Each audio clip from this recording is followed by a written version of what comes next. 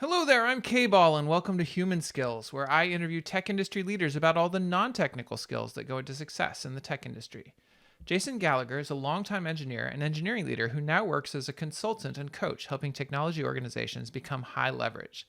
This was a great conversation about human systems, how we so often overfocus on the technical systems we can build or put into place without considering the importance of how we organize our work, our interactions with each other, and how we use those technical systems to create a human outcome.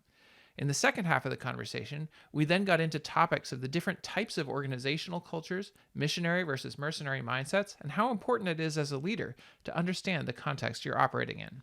Please enjoy this conversation with Jason Gallaugher. Jason, welcome to the show. Thanks for having me.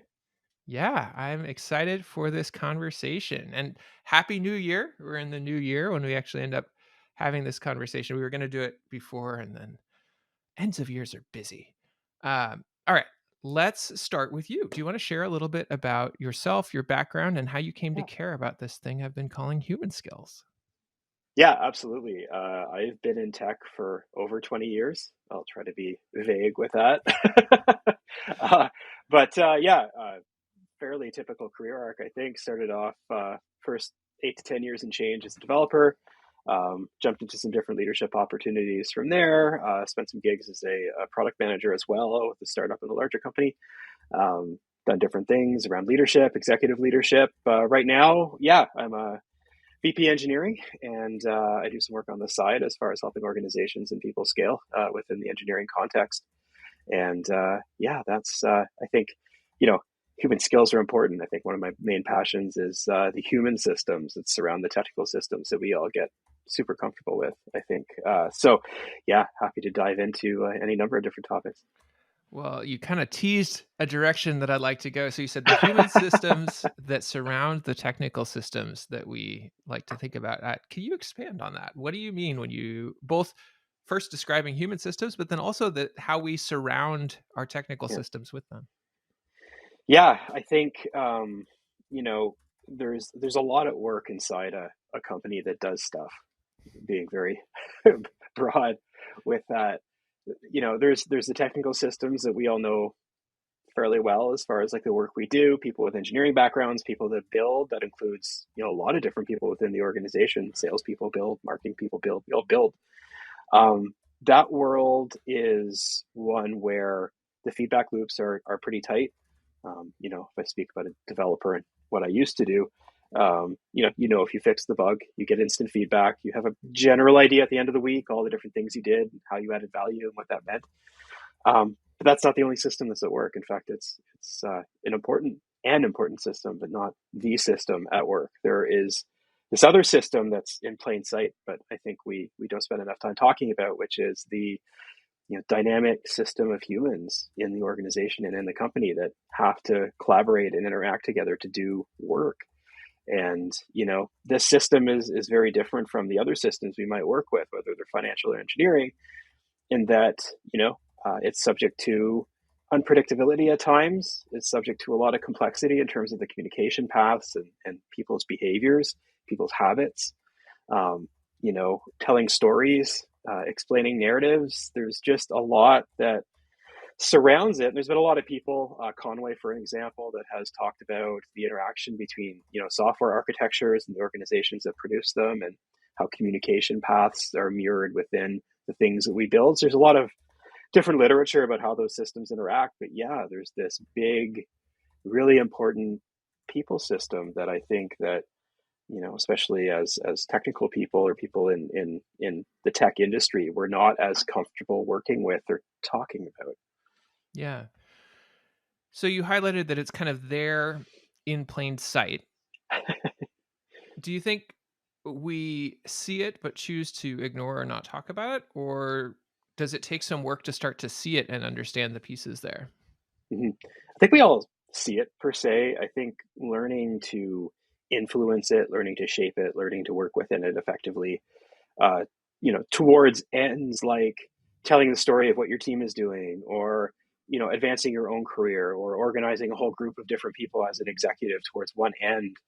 Uh, Notions like motivation, There's a lot of fairly abstract or complicated concepts around it, and I think we all see it. I think we all know it's there, but I think there's a lot of fear and anxiety around what to do with it, how to influence, how to tell your own story, and I think we have a lot of personal barriers perhaps that prevent us from participating within that system as fully as we want to. But it's all very understandable. These are all things that, especially in all of our academic careers, there's not a whole lot of time spent discussing all of these things. And I think maybe it seems like dark arts at times, but yeah, I think largely it's just fear and discomfort, and not fear because of lack of knowledge, but also sort of our inherent feeling that these things are unpredictable, that we're not sure what's going to happen, we're not sure how it's going to work, and I think we're inherently uncomfortable with working with chaotic systems. So I think yeah, all of those things maybe prevent us from, like I said, participating fully within that context. Okay. So let's maybe explore some of those pieces. So you talked about a fear of interacting with chaotic systems. Uh, Maybe we start by describing a chaotic system, but then also I think one of the things that is interesting to me about chaos and chaotic systems is I think there's a popular word chaos, which implies no structure. And I Yeah, don't think that's actually what we mean when we talk about chaotic systems. There's structures there, but they're maybe a little bit less predictable.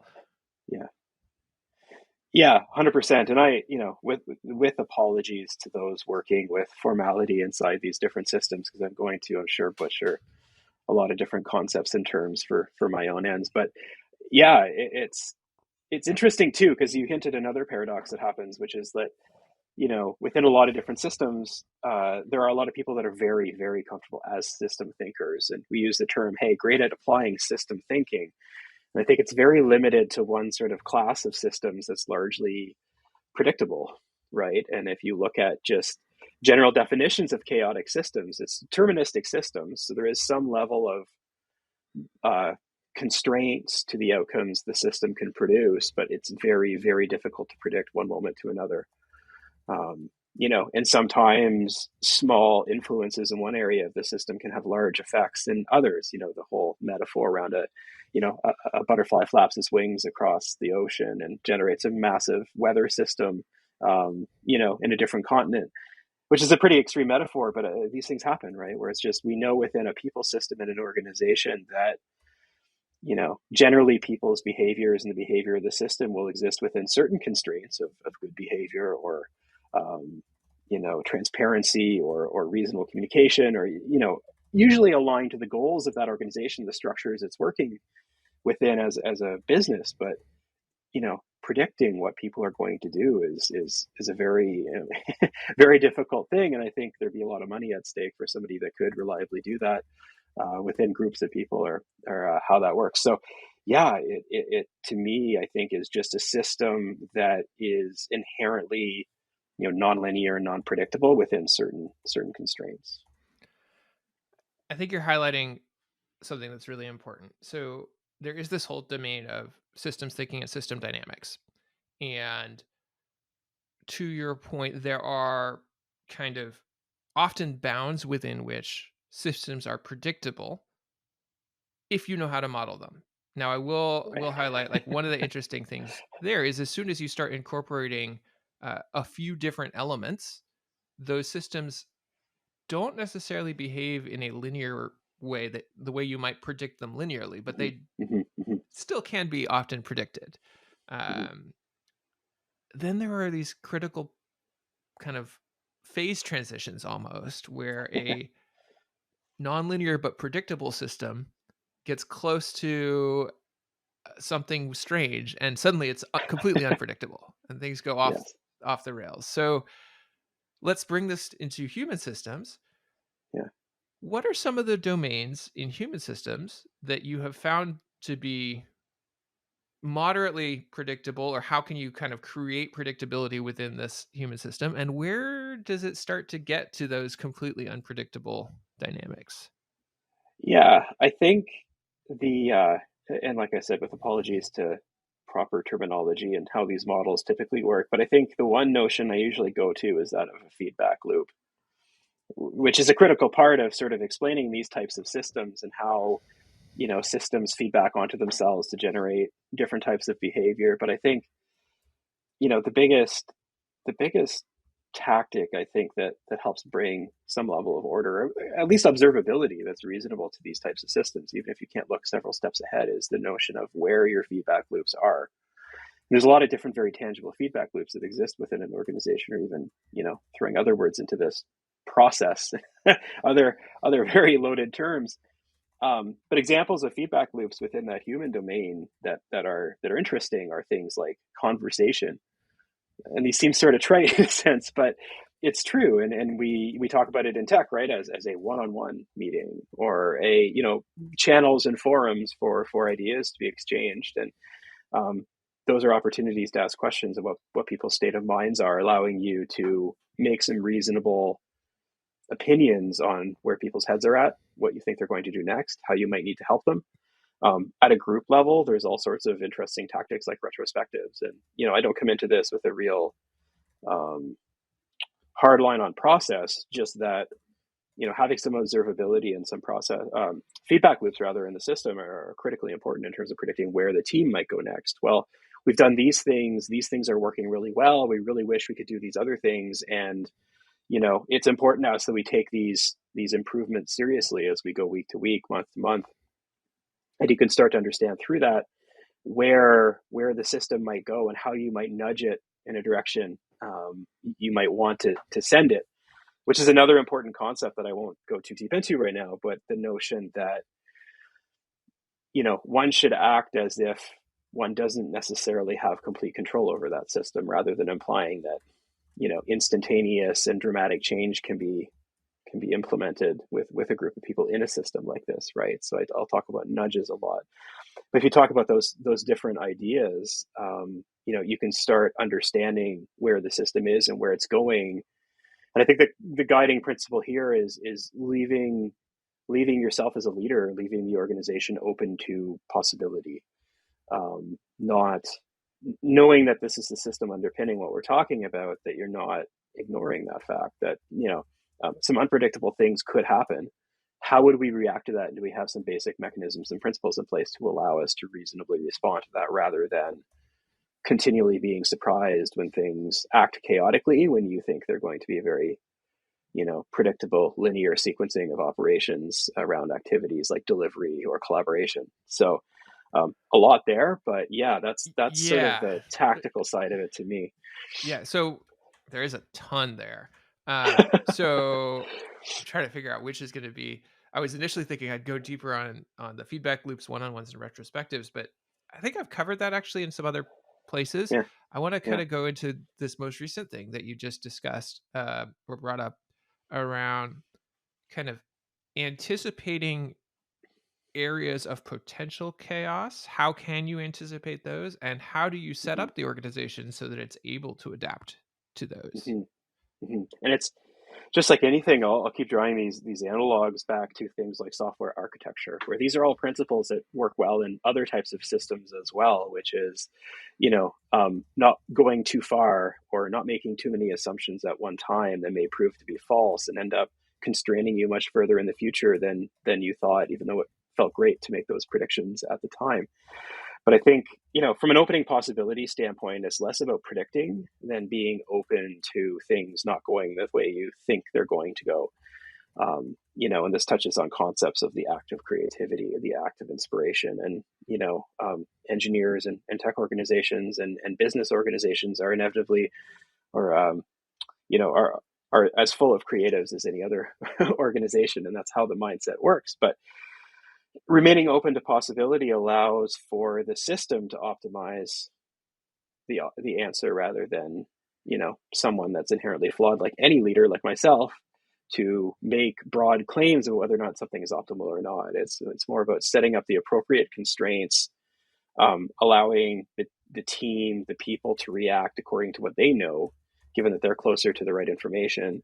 And this gets into notions of autonomy and ownership, but it's allowing the system itself to react to change, coming from other systems, coming from within, rather than setting up a rigid strategy, which can take the form of a leader micromanaging or a group of people not feeling that they can respond or that it's gone off script and I don't know what to do. So, yeah, it's really just a notion of embracing the fact that maybe it won't go the way you think it will. And if that inevitably happens, whether by degree, small degree, or large degree, that, the system and the people within it will be able to react to that appropriately rather than remain stubborn against what your previous assumptions were, fail to recognize the change or the reality of the situation, not bring their full selves or full creativity to the problem solving because they think they're working in a different system than they really are. So, yeah, to me, it's about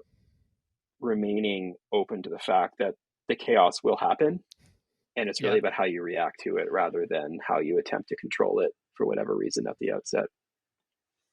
I like that. One of the things you said there was you need to set up the appropriate constraints. Mm. What does that look like? What makes a constraint appropriate, and how do you identify what is the right Yeah. level of constraint versus over constraint, which sounds like the thing that you're kind of reacting against here? Yeah. Yeah. So to me, I see two types of constraints. I see behavioral constraints, and these are, this thing is good, this thing is bad, don't do this, please do this. Usually they're expressed as cultural aspects of an organization or the culture, the working culture. There's a set of behaviors that are, welcome within the organization. There's a set of behaviors that are maybe in the middle, and there's a collection of things that you just don't want people to do. The other set of constraints that we're working against, because typically, I was going to make a joke about working in a capitalist context and looking to make profit. That isn't necessarily the case for every organization out there, but the broader aspect of that is the business context of it. No organization exists in a vacuum. Nothing is being done kind of purely out of fun. At least, sometimes that can coincide with the right business outcomes, but often that doesn't. And there's a lot of common ground there. But within the set of cultures and behaviors that you wish to encourage within the organization, it has to exist within the business constraints. What does winning look like for our organization and why? That's probably a business question. And that helps guide where you think this system should go and what should happen next and what you'd like to react to and what you would like to not react to. So, yeah, it's those two general areas that I look to as far as like how to apply constraints without offering, too much control or micro control over it. But what that also implies is that those constraints are not known about and held by just like one tribe of people at the very top of the organization. And people are given actions to do without the context. This implies that throughout the organization that everyone, interns up, understands these contexts and these behaviors and these cultures that, and business success measures that everyone is looking at. And a lot of organizations are not doing that, quite honestly. Yeah. Well, thinking about that, one, Yeah. how do you spread that context? And let's maybe start with context, behavioral constraints. Yeah. How might one identify what the current set of constraints in place are? Mhm. Notice if there are things that might need shifting, and then, to use your word, nudge it into a direction that you think is likely to be more positive. Yeah. I think a lot of the things that we look at from a cultural standpoint are things that, you see expressed within principles and values of organizations. And, if I'm entering a new organization, whether full time or advising them or just trying to assess what's going on at scale, that's usually the first place I look as a reference. It's just like someone has sat down and invested enough time to write down these principles, these rules, and does honestly believe that these tie back to their conception of how the company should operate. And no company is the same. There's nuances to these. There's differences. A lot of them are very similar, quite honestly. But it's looking at those as your reference material, and then through initial conversations and I spoke earlier about that feedback loop, but getting that feedback and observability around the system to go, are things happening the way I think they should be happening according to what I just saw? Are we seeing situations which I've seen in the past where, there's principles around transparency and honesty, especially when it comes to like personal feedback on people's performance and in a professional context. And it's pretty clear initially that no one's comfortable with that. And in that situation, that may be something you triage, where it's not so much that you have to nudge the system in a different direction, but it feels like people need some comfort and some skills in order to shift this to what people actually think is going on, or how things actually should be conducted. So it's a combination of a few different things. Again, one, fixing the observation in some sort of reference, so that just doesn't become my opinion, because not every company is completely correlated to everything I decide to do, but that's okay. That doesn't mean that I'm right or wrong, and they're right or wrong. And I have to honor the context I'm working within, but also, you have to be able to judge it against something and be able to judge improvements against something, which is another kind of broad sort of system optimization principle, which is, to improve it, you have to measure it. And it doesn't mean metrics, which is another very dangerous, potentially fraught area, especially in dealing with behavioral matters, but it gives you some baseline to improve upon. So really, it's just that combination of reference and observability, and watching and listening to understand how those things compare. And then later you can sort of apply that into a business context, which is like, okay, we're doing the right things according to what we're saying from a cultural standpoint, but are those actually translating into behaviors that are better for the business, or better for winning, or better for what we actually want to do as a group? And that's kind of the second phase of looking at this. So yeah, it's assessing against that list of cultural behaviors. And once you have that assessment, starting to play that context into what those business goals are, because ultimately that's why we're all doing these things inside these companies. And that's the context that all has to live by. Back to what I was saying earlier, and it's consistent with that other set of two systems, right? This is back to looking at one system and then applying it and playing it into the other system and set of constraints that we're working with. Yeah. Um, so that all makes sense at a high level. I wonder, do you have any examples that would be safe for you to share where you entered into a system that perhaps was not operating in an optimal way, went through this process, and how it played out? I can think of one example, and it kind of actually, the process can operate in both directions. You can go from the business constraint into the behaviors, and back the other way. This one sort of operated in the reverse way, and it's maybe a good illustration of how you can play with these different systems in different orders.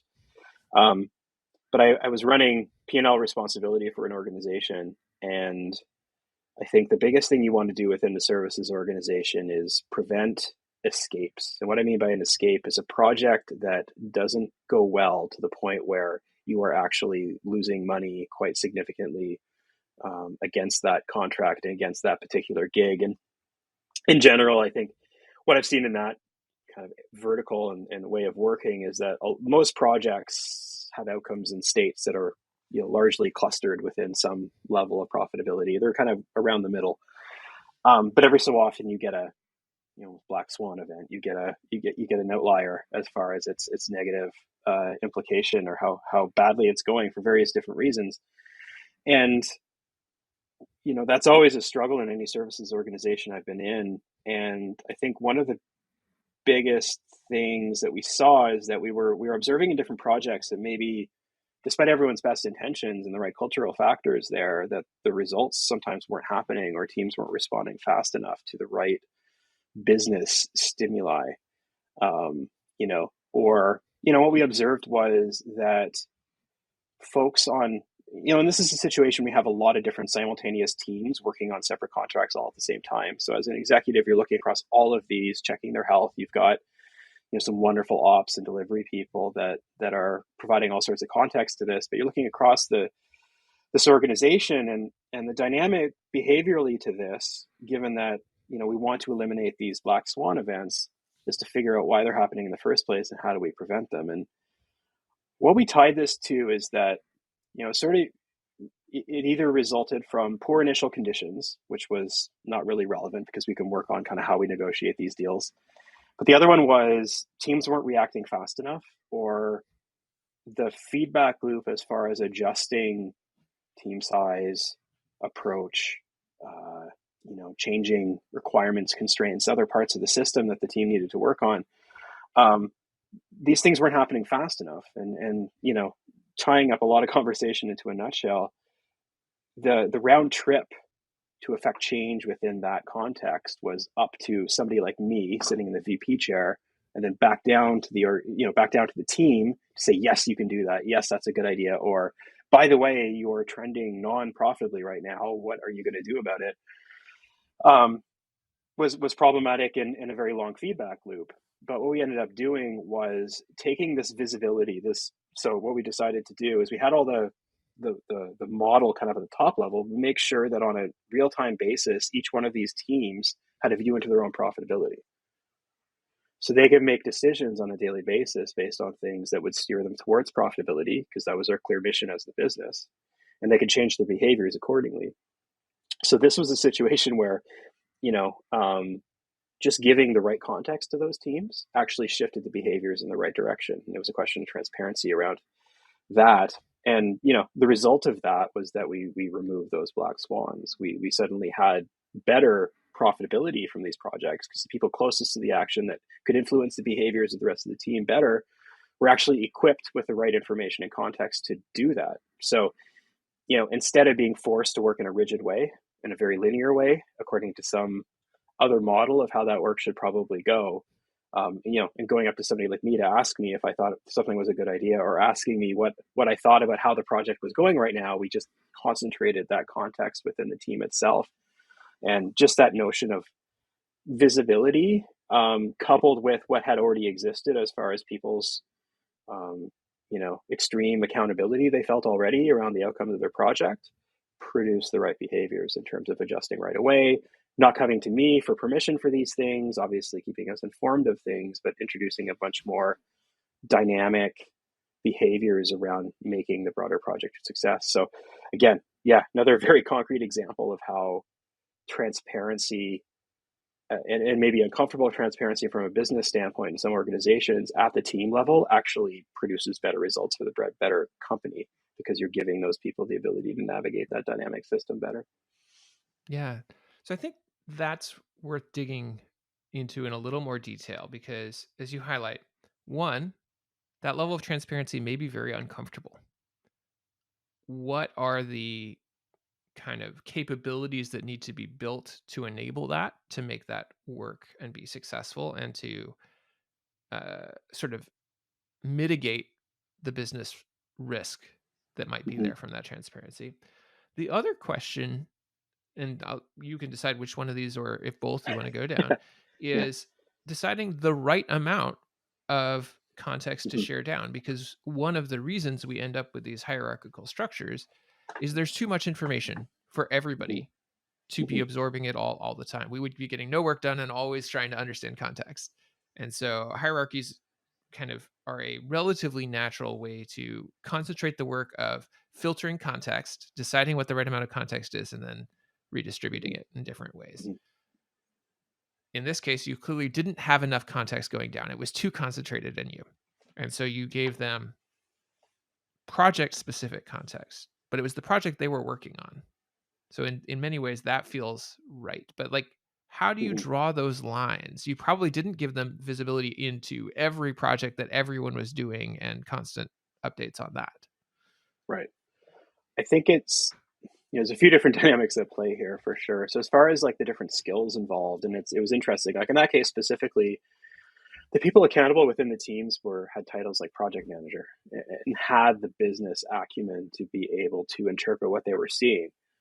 And that was no issue at all. I think I've seen another context in product oriented companies where, if you're talking to an engineering leader that maybe needs some of this context, isn't all that comfortable working in a different system. So I think the biggest barrier to some of this transparency, sometimes we'll talk about what transparency is right for different areas of the company, but for different people is convincing people that some of these other systems that exist around the business are not as complicated as they think they are, not as scary as they think they are. And a good example is a person that's really experienced with engineering systems being really, really afraid of spreadsheets and other models around the financial side of the business. Just because there's dollar signs there, this is a pretty reasonable model. And you know what? All of us within R&D have been trained on models. We think about them all the time. Don't be too afraid of them. And, no one's going to get mad if you want to ask questions about these other models as well. And sometimes it's just, comfort level. Um, but broadly speaking, I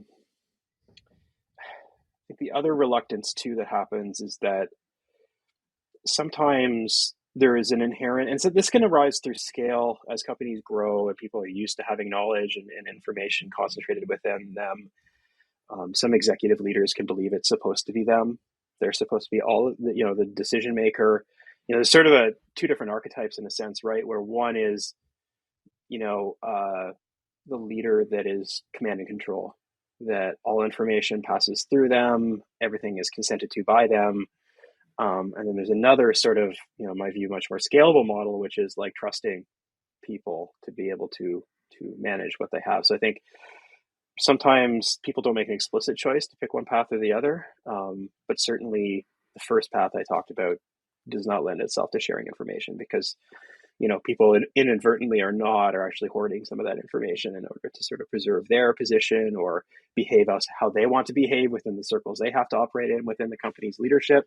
So there's some interesting concepts there. But as far as like what to filter and what transparency to offer, there's some basic constraints there, right? Like anything personally private should not be shared. If you're dealing with like sentiment or surveys or other things like that, like obviously privacy has to be respected.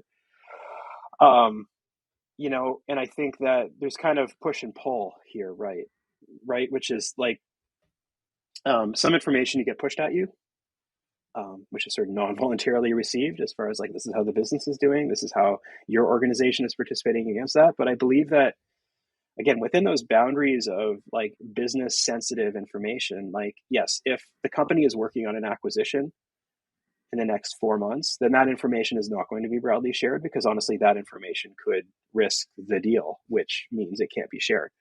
But, within bounds of reasonableness, if people ask, they should be able to receive a pretty reasonable, transparent answer. And maybe that feeds back into the things that we push, that we show on dashboards or, used to be when we were all in the office, digital campfires on the flat screens all around in terms of how the business was performing.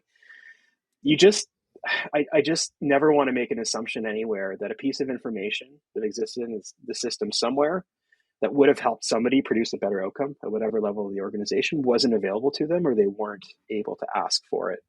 And that's a pretty tragic situation if that happens, which is, we could have done something different if we'd just known.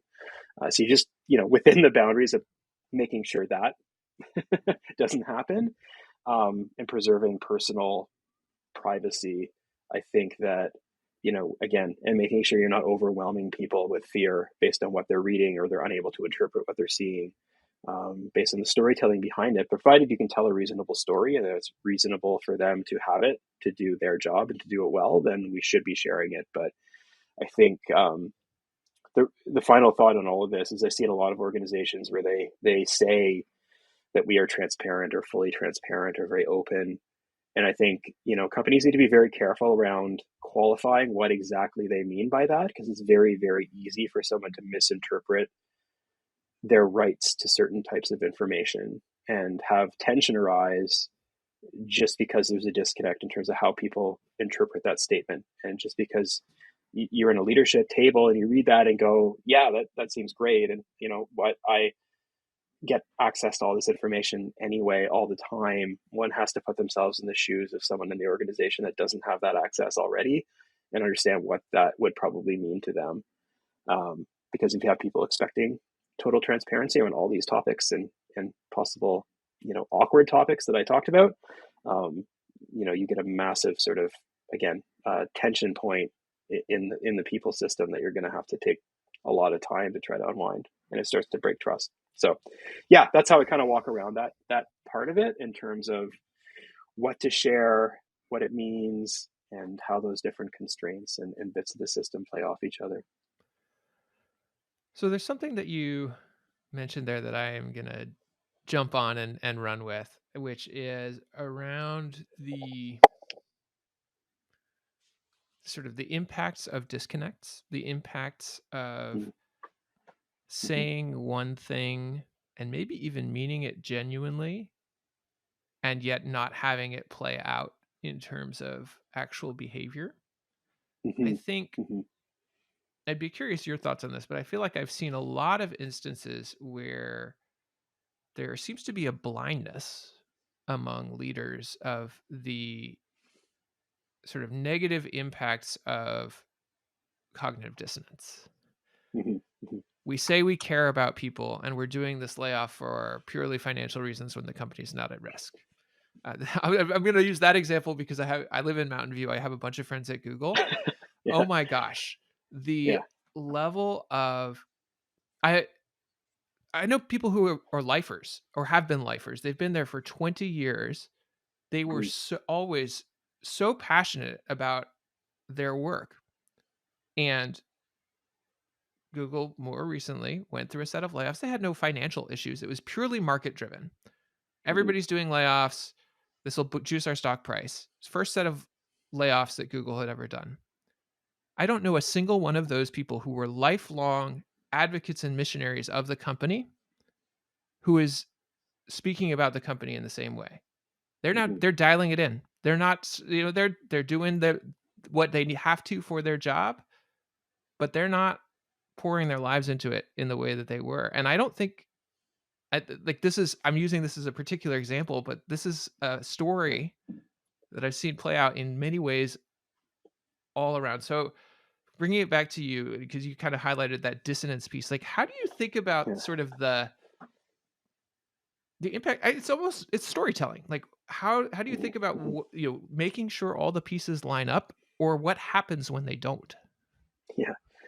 I think the core concept in all of this is that of trust, which is like the currency that this human system works under. It is the way in which you get people to take risks for you. It is a way in which you get them to step up on something. It's the way in which you get them to react in a very unorthodox way to weird stimuli in the systems we just talked about. Is that they trust, for instance, that you as a leader is not going to react negatively or punitively if they do something that's unexpected, whether it works or not.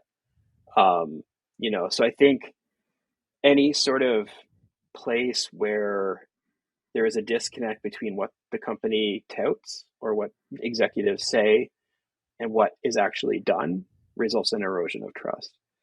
um, and I have this saying when I talk to I'm doing all hands or other things like that, which is just I'm doing the best I can to tell this story in a way that's reasonable.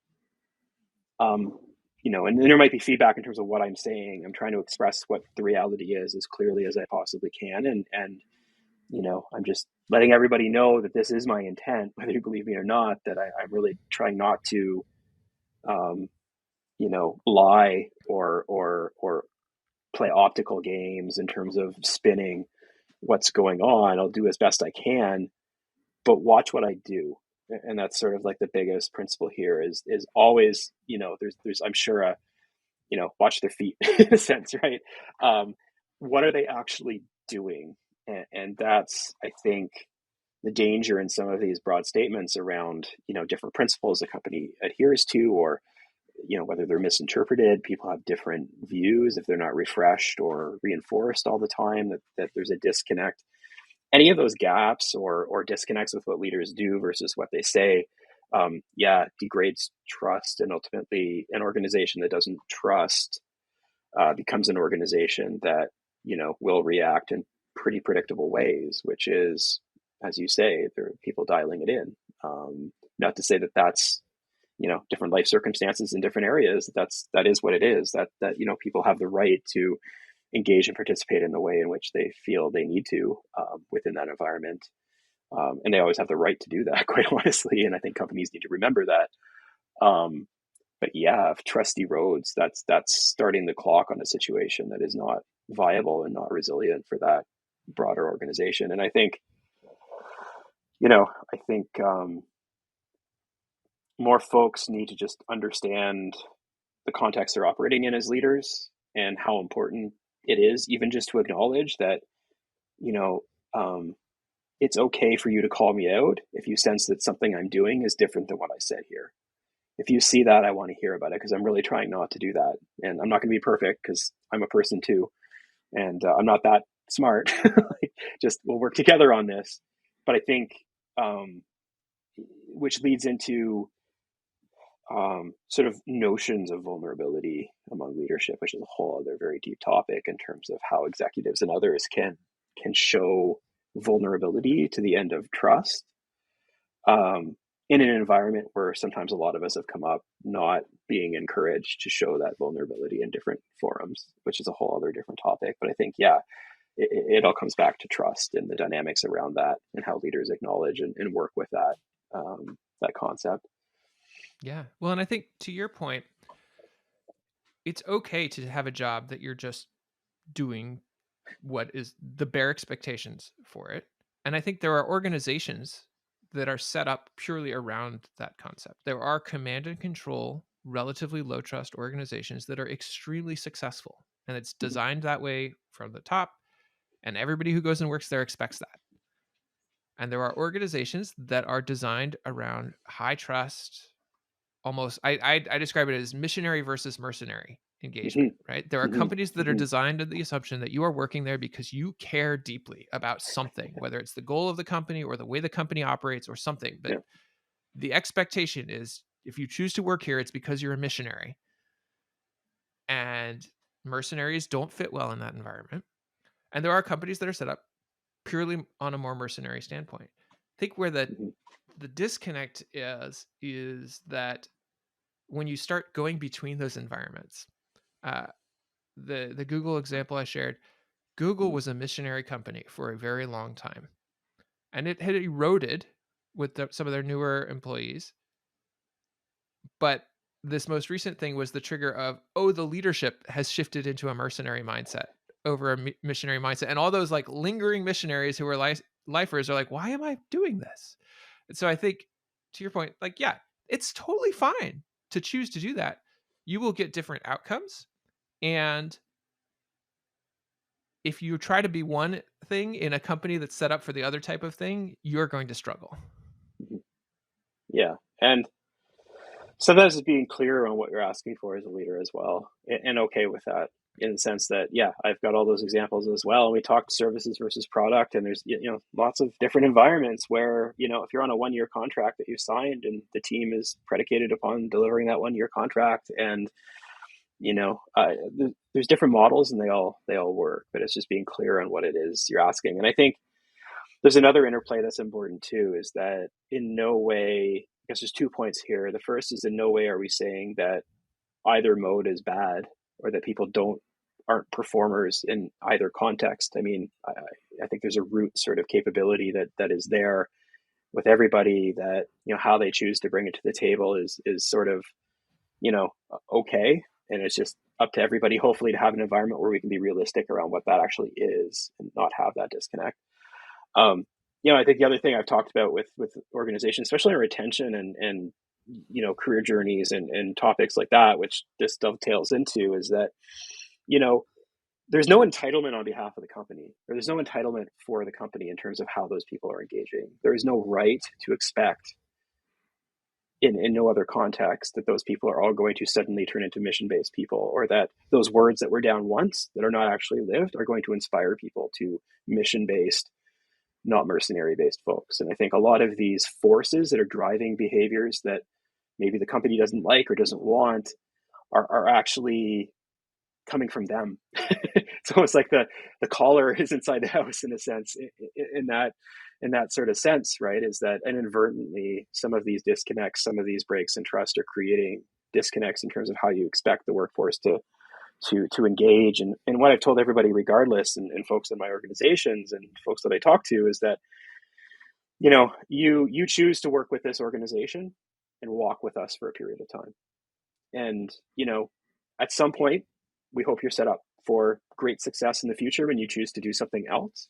And it's our job, it's our literal obligation as the company and the leaders in this organization to give you all the opportunities, the training opportunities, the feedback, all of that environment that is required to make this the best exchange of value for you in whatever terms you wish. And hopefully we have a good enough sort of initial process to have a clear conversation around what those expectations are and what the culture of the company is actually going to be. But there's no obligation beyond that. If it doesn't work for one party or the other, then that should be okay. But I sense the other slippery slope is where companies accidentally feel that the people that are working in it have an obligation, just by being there, of sort of playing ball with whatever strategy, lack of trust, cultural norm that they see.